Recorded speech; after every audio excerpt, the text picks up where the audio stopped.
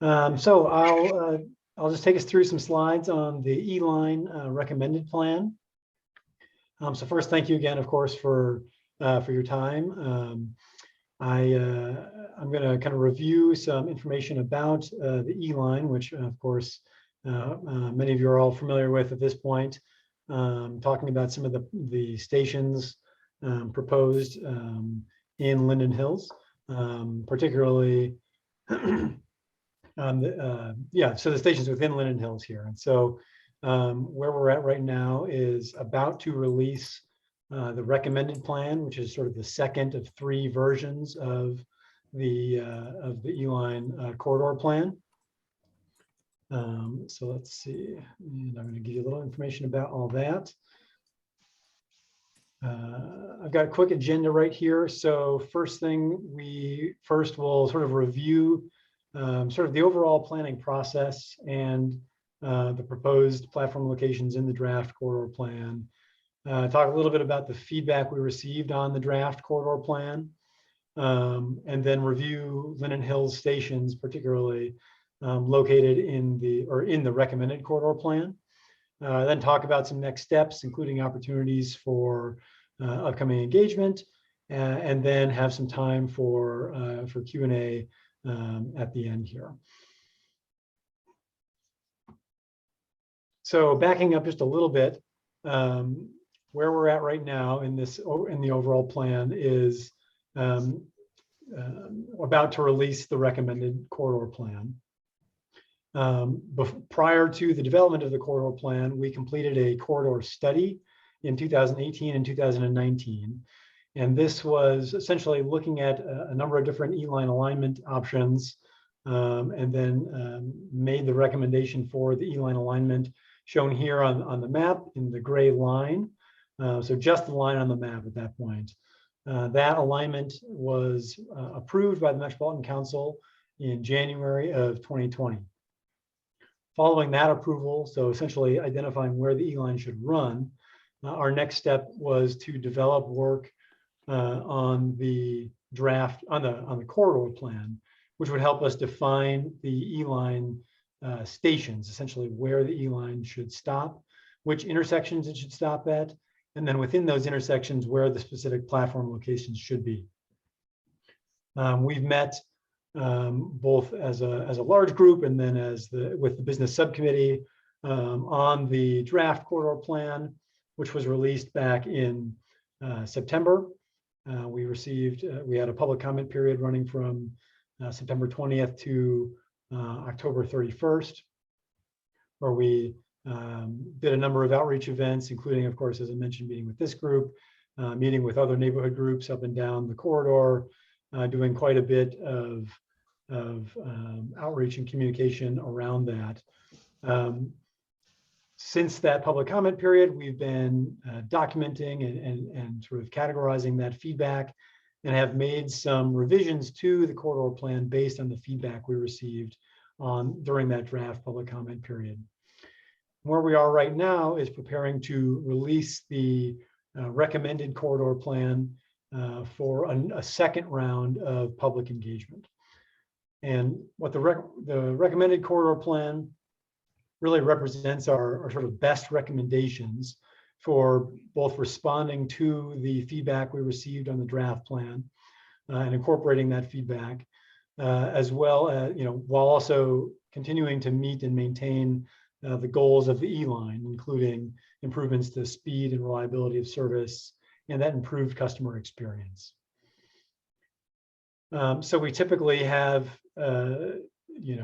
limited changes between the recommended corridor plan and then the final corridor plan, which will, following the public engagement period between March 9th and April 8th, be taking to the Metropolitan Council for their approval or their consideration for approval in the May timeframe.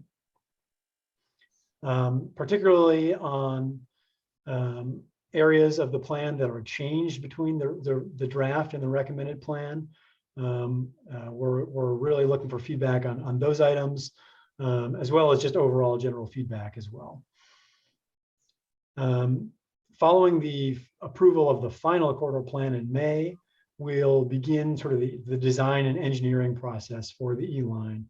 And that's where we define kind of the details about exact shelter placement within a station location, street furnishings such as benches, pedestrian scale lighting, where there are any tree impacts potentially, how we can preserve the existing trees or install new plantings where we can't avoid impacts on existing trees, and then refining those construction plans as well.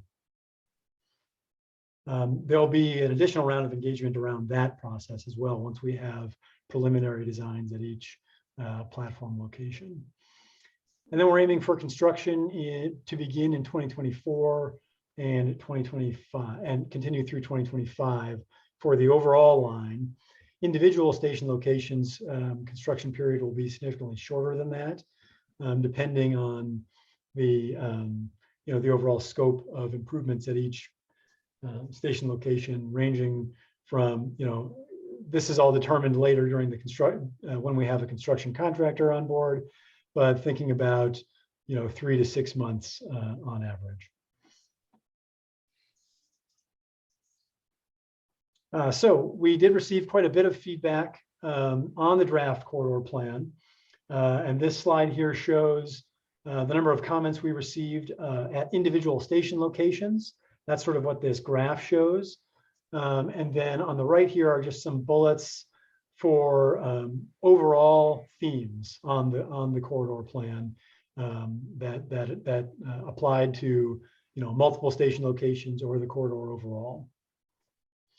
Of course, what immediately will stand out to you, I'm sure you'll notice here, is that the proposed station location at Upton and 43rd Street received far and away the most feedback of any of the individual station locations that are along the E-line.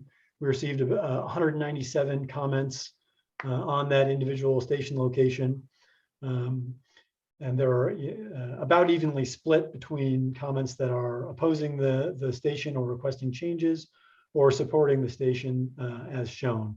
That's what the different colors here represent. So orange is comments that oppose or request changes, and green is comments that sort of support as shown. The next highest station, or sort of the next station receiving the next highest amount of comments was at 50th and France. And then it sort of tapers down from there. This graph shows only the stations receiving 10 or more comments. So sort of those high interest station locations, but you'll recognize a number of station locations that are within Linden Hills, of course, 44th and Zenith, Sheridan and 39th, France and 44th. And so we'll talk about those station locations here tonight as well. Just at a high level, key concerns or key themes from our feedback that I want to highlight here is really strong support for access to destinations. So that includes major commercial and retail destinations along the corridor, including at a number of locations along Linden Hills. Upton and 43rd was a highly cited location. Of course, the other locations along France Avenue as well, France and 50th, France and 44th, and then medical destinations and schools as well. Strong support for bus-only lanes and bus priority treatments. This is really kind of more on the northern end of the corridor through on like Hennepin Avenue and in downtown and just across the river. But we received a lot of comments supporting the bus-only lanes proposed on the Hennepin South project and some other segments as well. Certainly received concerns about sort of the scale of BRT stations and maybe the impact that those stations might have on the sort of character of the surrounding neighborhood. Some concerns raised about the removal of on-street parking at station locations, and concerns about removal of boulevard trees at station locations as well. And then again, overall support for station designs that really integrate protected bicycle facilities. So there are a number of locations, station locations that are planned on corridors that are identified for protected bikeway, and just support for making sure that we don't preclude those in our process. Kyle, I'm sorry to interrupt. We do have a question in the chat. Bali, did you want to go ahead and ask that since it pertains to this slide? Oh yeah, that'd be great. And Becky, if I could ask you to, I can't see the chat in my, so if you can interrupt at any time and do that, that'd be great. I will do so. Yes. Thank you. Thanks, Becky, and hi, Kyle. My question is on the red line that says oppose or request changes. I'm curious if there's a breakdown on how many people just straight up opposed the Upton and 43rd Street versus those who requested changes. And if they requested changes, like, is there any breakdown there of like, I think it should be on this corner, not this corner, as opposed to like, I think it should be 1 foot wide and no wider, you know, like. Sure. Yeah, we didn't split down those, you know, the numbers kind of based on like absolutely not versus sort of the scale of versus like it should be on this corner versus that corner. But those types of things are the things that fall within this category that you're talking about. You know, we didn't, you know, I think for the most part, it was, you know, either please look for a different location altogether, a different intersection location, or like it should be on, you know, the other corner of the intersection, that type of thing. You know, I think there were very few comments that were, you know, more towards the latter of like it should be 1 foot wide or very small or something like that. So, but yeah, those are the types of comments that fit kind of within this broader, you know, high level category. Yeah. Just because I just wonder like how many people oppose it. So like, let's just say it's 50-50. Mm-hmm. In my mind, it's like, oh, well, in that case, 40 people opposed it and 94 people supported it. Oh, sure. Yeah, you're saying like, does this grouping, like it's not how many people are fully like opposing altogether versus looking for modifications. Yeah. Is that, yeah, I understand. That's some good feedback there. Thanks. Yeah, I just don't want to understate the support and right. over opposition. Right. Yeah. Thanks. We'll kind of take a look back and see if there's a way we can kind of break that down a little bit. Thanks.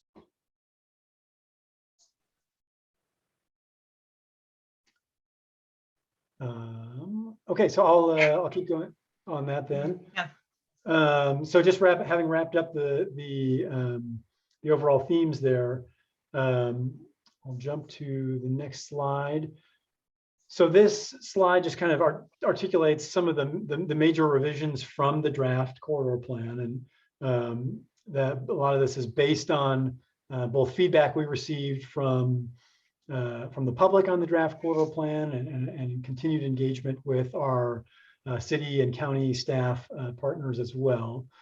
So we are recommending changes to 3 station locations: University and Barry, which is of course out of Linden Hills. It's on the northern terminal of the E line in St. Paul, but where we're proposing to shift the northern platform onto Berry Street from University to make a better connection to the Green Line and the other local service there, and just kind of improve pedestrian safety.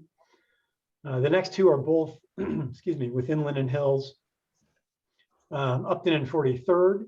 We are proposing to shift the southbound platform from the, and I'll get into all these, I'll get into the Linden Hill stations a little bit more detail here, but we're proposing to shift the southbound platform from the far side of the intersection, essentially to the near side of the intersection. So from the southwest corner to the northwest corner in front of the Bremer Bank store and kind of the apartment buildings there, where the existing bus stop is. And then at 44th and Zenith, we are proposing to shift that station from 44th and Zenith to 44th and Abbott Avenue.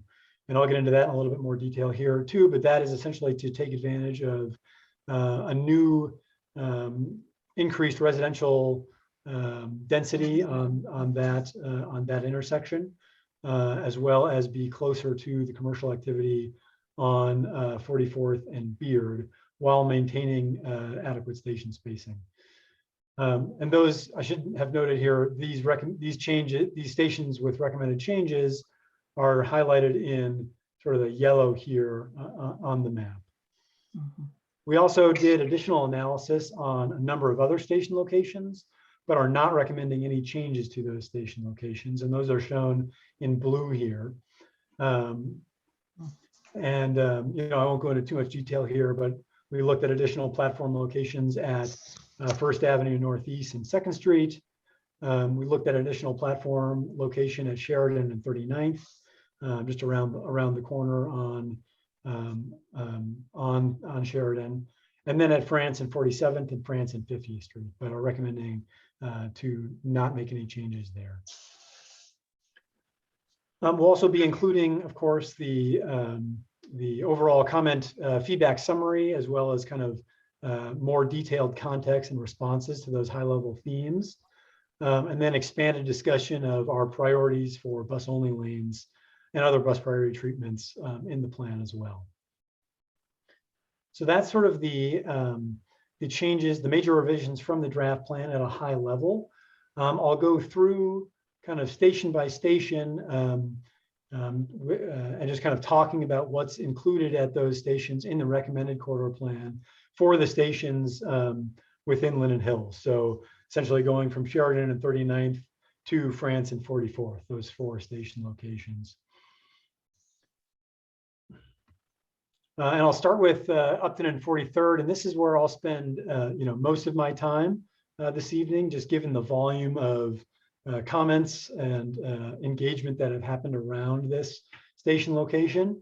But I'll certainly be able to speak to the additional work and analysis done at the other station location as well. So you'll recall that this is what was shown in the draft corridor plan, where we had the northbound and southbound platform locations on what we call the far side of the intersection. So essentially through the traffic signal. This is an image showing what we're including in the recommended corridor plan. We analyzed a number of different alternative platform locations based on the feedback we received on this location in particular, and are recommending, as I noted, to shift that southbound platform from the southwest corner of the intersection to the northwest corner of the intersection here. Mhm. And we're recommending no change to the northbound platform. So what this change will do is essentially have both platform locations on the north side of the intersection. As I noted, Kyle, oh yeah, go ahead.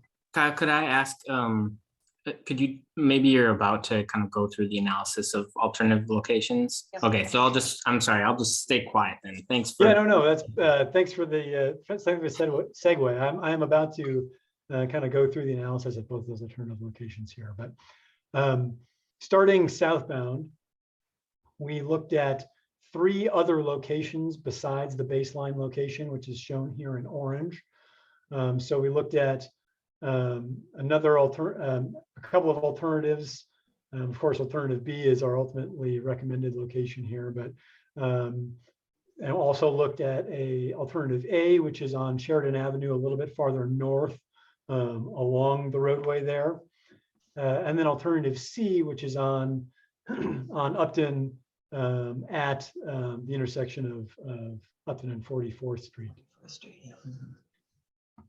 We ruled that one out sort of early on because the boulevard and sidewalk are too narrow to locate to construct a platform there, and a bump out is not feasible with the median at that location. A curb bump out is not feasible there, and then additionally, you know, that grade there is fairly steep as well. So those are all sort of barriers to the feasibility of construction of a platform at that location. But we did take alternatives A and B forward for additional consideration, and then in comparison with the baseline. So this table goes kind of factor by factor here of comparing the baseline location at Upton and 43rd with alternative A, which is that Sheridan Avenue mid-block station location, which is farther north, kind of right near where Upton joins Sheridan there on the kind of that grass median. And then alternative B is Upton Avenue and 43rd near side where the existing local Route 6 bus stop is today. So we considered these on a number of factors: pedestrian safety, access to destinations, our guidelines for station spacing, available right-of-way and sort of usable kind of pedestrian and public space, and then speed and reliability. In addition to also thinking about the impacts to parking, storefront and or residential visibility impacts, and then impacts on trees or other public amenities. And ultimately, I'll just sort of highlight some of the differences here between these alternatives. Alternative A, that mid-block location, really encourages pedestrian crossings not at an intersection, which is something that we really try hard to avoid, if at all possible. Alternatives, of course, the baseline alternative B are encourage crossings at the intersection. That's no problem there. Alternative A is, of course, also offset from the commercial center, so it's a little bit less convenient access to kind of the main destinations at the commercial node. The right-of-way is available there for alternative A, but it does require significant regrading of that boulevard space with the hill going down to Upton. And so that would be kind of a significant add of capital costs there. And then speed and reliability, we really try to be far side of signalized intersections to allow us to get through the intersections without having to stop twice, both for the bus stop and then for red lights. And so the baseline alternative accomplishes those goals, and then alternatives A and B have some drawbacks there on those locations. Looking at sort of these additional factors here, the baseline alternative, of course, removes about 3 to 4 parking spaces, whereas the other alternatives don't remove any parking spaces. There is some potential impact on visibility of storefronts on the baseline location, whereas alternatives A and B don't really have that same concern. And then the trees as well. So with the baseline location, there's about 3 to 4 trees potentially disturbed.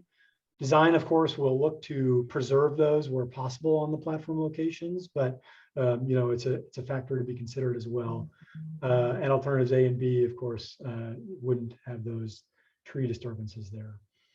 So all told, we're recommending that we advance alternative B in the recommended plan, which is a change from the baseline location, which we still see as an acceptable location, but certainly recognize that alternative B responds to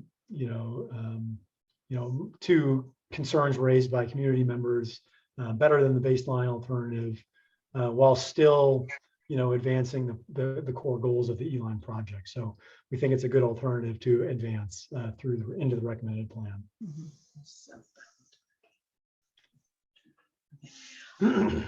We did look at additional northbound alternatives as well.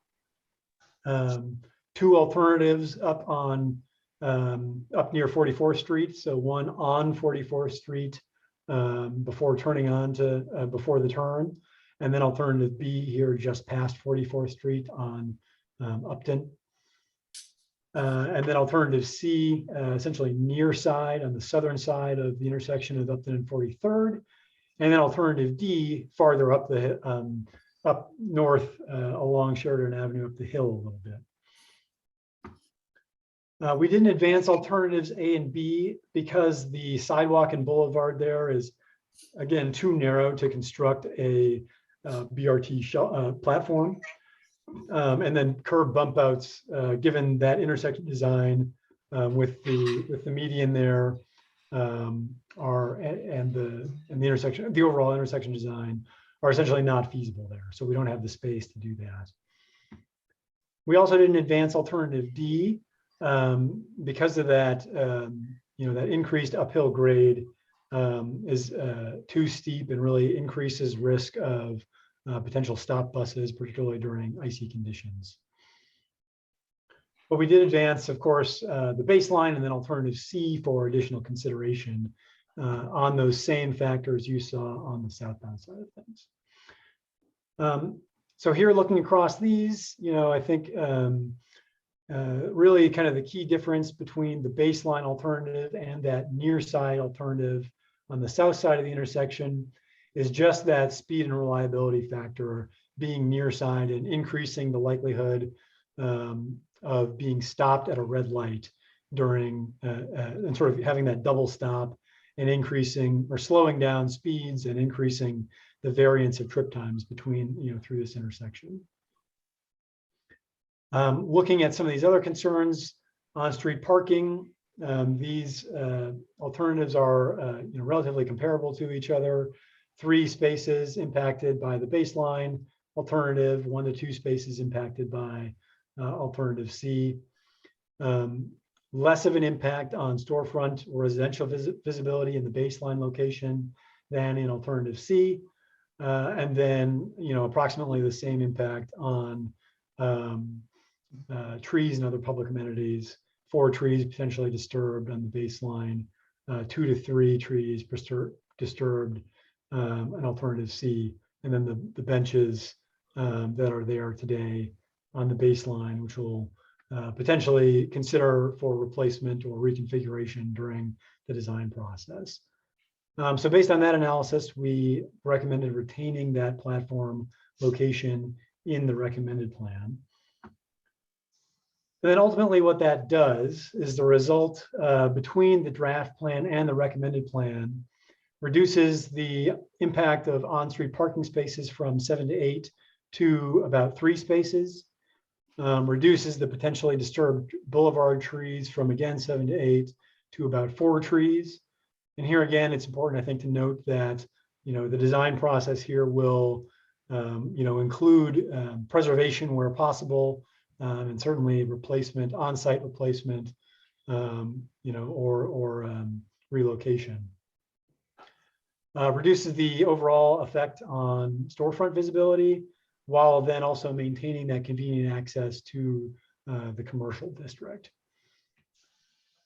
Other considerations, both at this location, but also throughout, trees are important to Metro Transit, and we do seek to minimize the impacts of trees on the construction of the impacts on trees from the construction of BRT stations. We are looking where possible to, incorporate existing mature trees in the platform design. And where that's not possible, again, looking at, tree relocation options or tree replacement on site. Shelter size, I know that's something that's also kind of been a concern at this location and other locations in this area. They are planned to be the smallest BRT shelters that we have, that are about the same size as the existing standard bus shelters in this area. And they'll have clear glass walls to allow for seeing right through the shelters there. And then there's also some consideration from the city of Minneapolis making other safety improvements at Upton and 43rd in particular, where they may be looking to add bump outs to improve pedestrian safety and reduce crossing distances. But city of Minneapolis staff are kind of leading the coordination on that. So here I'll just kind of close the discussion on Upton and 43rd with kind of some renderings here. So this is what the existing platform location looks like. And then here is what the proposed platform will look like. Again, this is, the caveat here, this is subject to change during the design phase. And this is just kind of an idea of what it could look like. But you can see, the standard shelter here, the small size shelter with the pylon with real-time arrival time information, security cameras, and then the shelter with light and heat, signage, trash and recycling receptacles. And then here on sort of the tail end of the platform are really things that we can kind of refine during the design process. So, this shows a single tree grate here and a particular bench configuration with bike parking. These are sort of the standard features, but these are things that could be potentially adjusted during the design phase of the project. And then this is the southbound platform location, showing the existing and then proposed configuration here as well with the same things. Again, potential to add a tree grate here, waiting bench and bike parking here as well.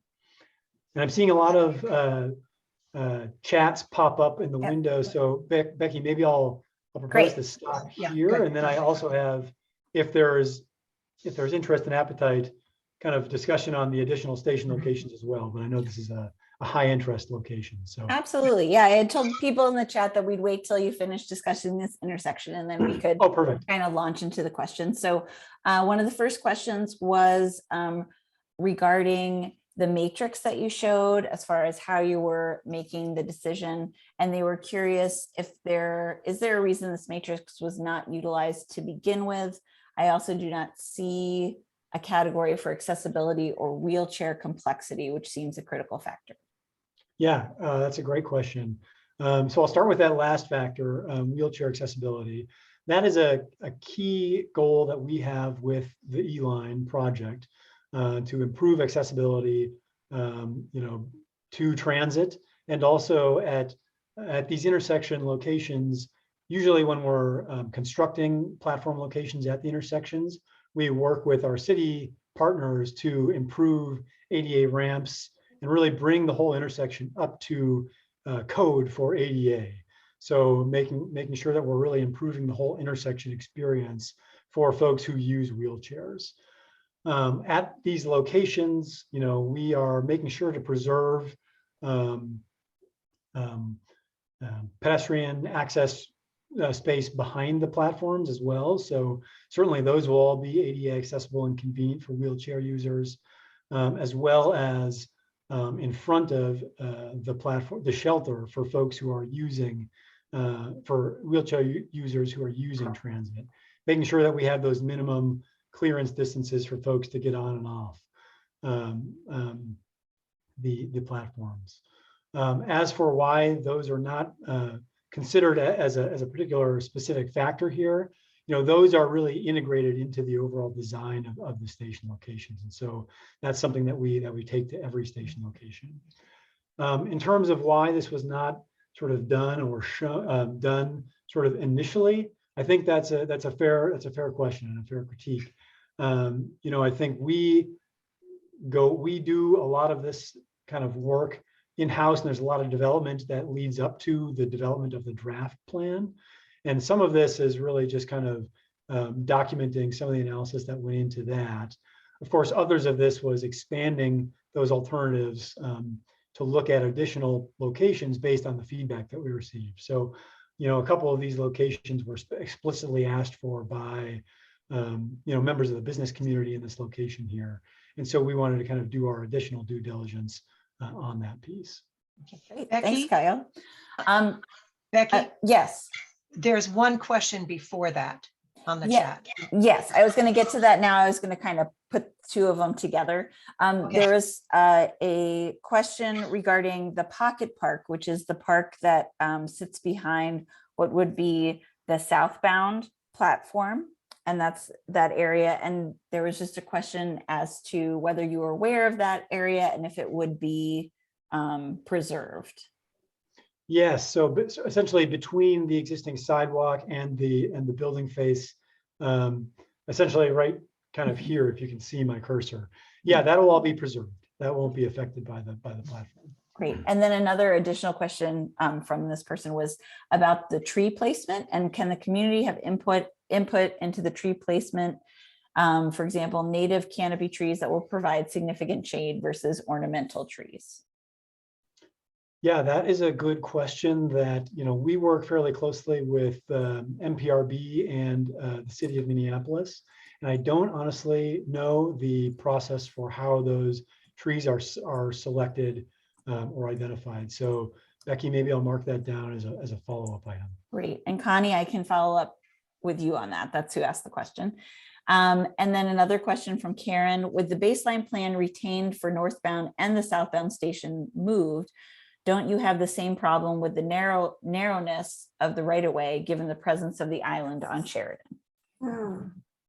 Given the presence of the island on Sheridan, yes. So the right-of-way is wider. The roadway sorry, say that 3 times fast. The roadway right-of-way is, and also the available sidewalk right-of-way is wider at this location than it is up at 44th and Upton. Yeah, 44th and Upton is sort of the answer to that.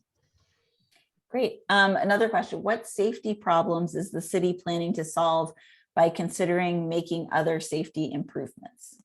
Yeah, so these are mostly about reducing pedestrian crossing distances, as well as then kind of working with, working with us to, potentially improve the sort of the other 2 quadrants of the intersection that are not the platform locations, to bring the ADA ramps at the intersection up to code, and sort of that's sort of an overall improvement to safety there.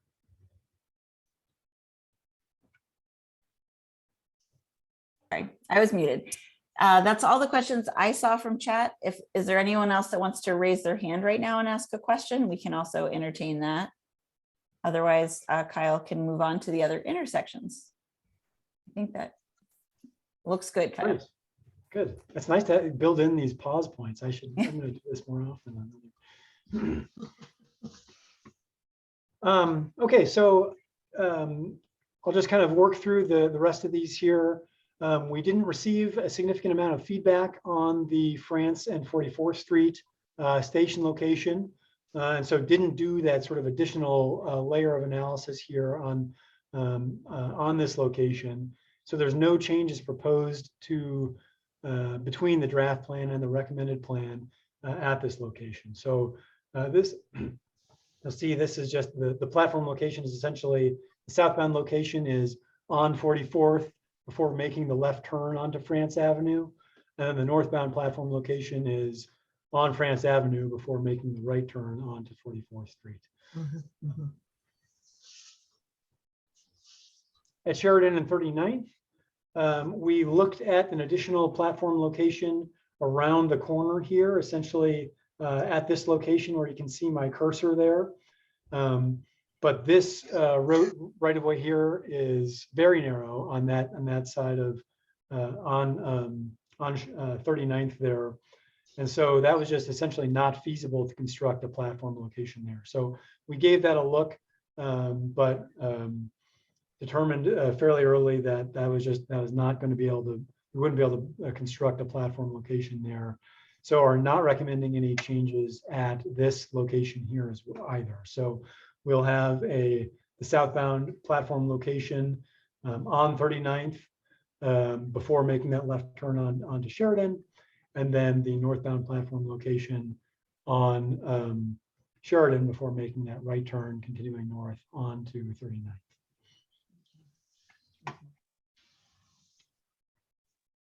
And then at excuse me, 44th and Zenith is the location, the station location that was included in the draft corridor plan. We had proposed essentially near side station locations at both locations. So southbound on southbound / westbound, of course, 44th is running east-west, but on the east side of the intersection, and then northbound / eastbound on the west side of the intersection. We're recommending changing this station location from Zenith to Abbott. And that is motivated by a couple of kind of key factors there. I mentioned earlier the planned residential, essentially the new residential development, significantly increasing the residential density at this location here at 44th and Abbott on the southwest quadrant. There's kind of a couple of currently commercial uses right there that are, I think, either an old house or sort of a combination of an old house and some other things. Some new apartments proposed for that location there. And then this also allows us to move a little bit closer to the commercial district centered around Beard Avenue in this area. So those are kind of the two kind of key rationales for that. And then this was also part of that is a formal staff request from the city of Minneapolis. So that allows us to kind of take advantage of some of those new changes at this intersection location.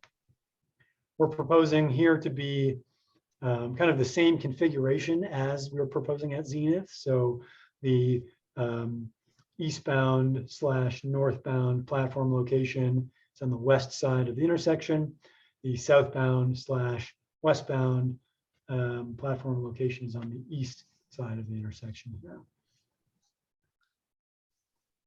Hey, Kyle, could I interrupt yes. on Yeah. that station? So I'm really curious about the formal request from the city and the process that went into that. And then I'm also curious, I do know and recognize that there's a planned residential, actual construction project happening on that corner. However, that entire corridor is zoned for that. So it's a little bit, and don't get me wrong, I'm not necessarily arguing where the location is. I'm just curious about the process here. So if that whole zone is meant to have increased density, then it would still stand that, Zenith would have a big multifamily and, around there. So it's if this thing is about a long-term future investment infrastructure, determining its location based on something happening today may not be, it seems like it's benefiting certain individuals. And so that's entirely why I'm asking that request from the city in those processes. Sure. Yep. So the city request comes through, they submit formal letters to us through the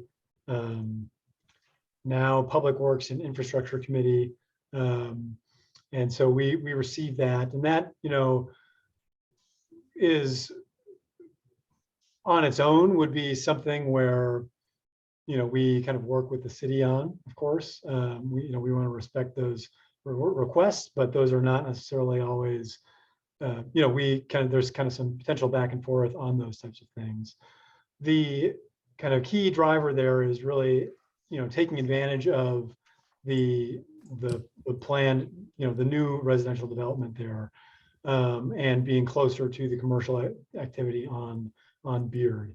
I take your point about the entire district being zoned for that.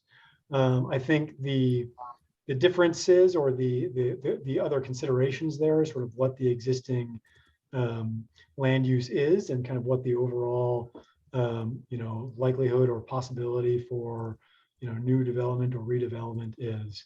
And so this is sort of the kind of mix of those factors there was kind of the key driver for that. Let's see. Okay. Sorry, I'll just iterate. So just my concern is that, for example, if the developers of Abbott were a part of a process that went through the city and the public works department, then there's a question of equity there, as not everyone as part of the process was aware of that channel in terms of making directives to Metro Transit or to whatever organization is doing it. So it just causes me to reflect on that and make sure that it was equitable to everyone involved.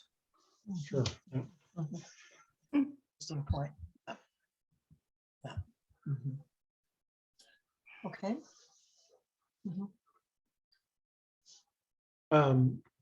So then just kind of making sure this is the last slide I have here. So we'll make sure to land on this here. next steps, we're looking for public feedback on this process, right? So we are kicking off a formal public comment period on the recommended plan beginning March 9th and running through April 8th. So that'll be a 30-day public comment period. It'll be a similar process as it was on the draft corridor plan. The plan, it will be available on our website, both the entire plan for review and download, as well as kind of individual pages for each station location. And a survey will be available for folks to kind of fill out to provide comment. Folks can also email LHiNC@metrotransit.org. And of course, reaching out to Yumi or I as well. The final corridor plan will be sort of following that public comment period, and then kind of the compilation of the feedback we received on that, and any changes that need to be made between the recommended plan and the final corridor plan. We'll be taking that final corridor plan out, taking that corridor plan to the Metropolitan Council for their consideration for approval. Right now planned for May of 2022, so a little bit later this spring. And with that, I'm happy to stick around for other questions as well, if there are any. Otherwise, Okay. Yeah. oh great. There's no more in the chat, but anybody at this point, if you just want to raise your hand, we can call on you. If you want to raise it using the Zoom system, so you pop to the top, would be helpful, because we can't see everybody right now. And as I said in the chat, I wanted to let everyone in the meeting know, LHiNC will be sending these links. We'll share the links to the plan and the feedback on our website, through our e-newsletter, our print newsletter, which will be out later this month, and also on social media. So we will definitely be putting those out to the neighborhood so all of you can comment. Okay. One more question, Kyle. Given the decline in ridership, is the plan still for every 10 minutes for buses? Yes, right now that is still the plan. Certainly recognize the decline in ridership is an area of interest. But we are, I think, weathering the storm on that front. I think the Route 6, which the E-line is upgrading, is one of the kind of core local routes that the style of that type of route that kind of provides that all-day service to multiple different types of destinations beyond just the 9 to 5 kind of work commute in downtown. So retail, shopping, going out to eat, restaurants, going to jobs outside of downtown and outside of the typical 9 to 5 work commute have done better than other types of routes during the pandemic. Route 6 has, so express routes into downtown have declined like something like 95% of their ridership or something like that. Route 6 has retained about 50% of its ridership. And the overall picture is trending upwards. So as we continue to, as the outlook continues to look better on the pandemic, I think we're continuing to see that trend go higher and higher. The arterial BRT style routes that like the E-line will be have done even better than those core local routes. So the A-line and the C-line have retained, something like 75% of their pre-pandemic ridership. So we're certainly optimistic that ridership will continue to trend upwards. And we see things like the E-line and the other improvements, B-line, the rest of this type of network as a key tool to continuing to increase transit ridership going forward. So right now the plan is to retain that at every 10 minutes. I will say the final service plans are something that are determined a little bit closer to the opening day. So that's typically worked on, closer to 2024 when that's finalized, 2024, 2025. Great. Any other questions, comments at all? Kyle, once again, I thank you, and I'm sure others do as well, for the clarity of this. This has been extremely helpful. There have been a lot of interesting points that have come up during this presentation. But thank you. That, as I said before, the analysis structure that you used has been extremely helpful, certainly to me, and I know others when we met before. So thank you for the responsiveness that has happened out of all of this. And I also am thankful to the community here for having come forward so forthrightly, okay? But it has had a response, and that's extremely important for all of us. So thank you very much. Okay. Yeah, and I echo the sentiments. Thank you all very much as well for your time and effort and for having me here. So thanks for continuing to invite me. Okay. Yeah. Thanks. Thanks, everyone. Bye-bye. Have a good evening. Hi, thank you, Kyle.